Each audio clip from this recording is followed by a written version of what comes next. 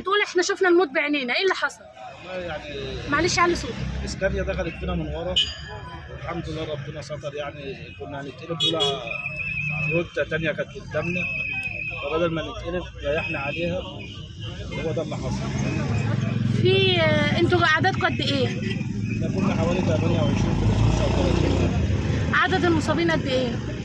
يعني كلكم في كدمات كتير، في اللي عنده شفه في الصدر، ما فيش غير واحد بس او اثنين. واحد حالته حرجه راح مستشفى العرب. واحد حالته خد حركه، تعرف هي مشكلته ايه؟ حالته ايه؟ لا والله هو راجل مش عارف الحياه. طب حضرتك اصابتك ايه؟ شرب بس كدمات. الف سلامه عليك. انت هتتوجه دلوقتي لمستشفى تانية برضو للاطمئنان صح؟ عياده خارجيه. الف سلامه عليك.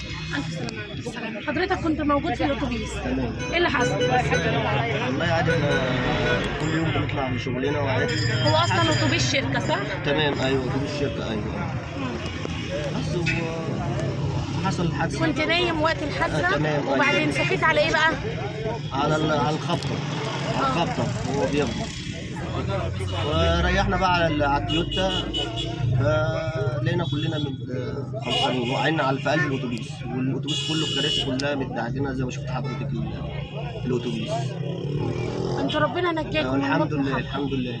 وكله بقى كدمات وفي اصابات برضه، راح مستشفى العرب. دي بقى حالات خطيره. ايوه، هتعمل لها عمليات.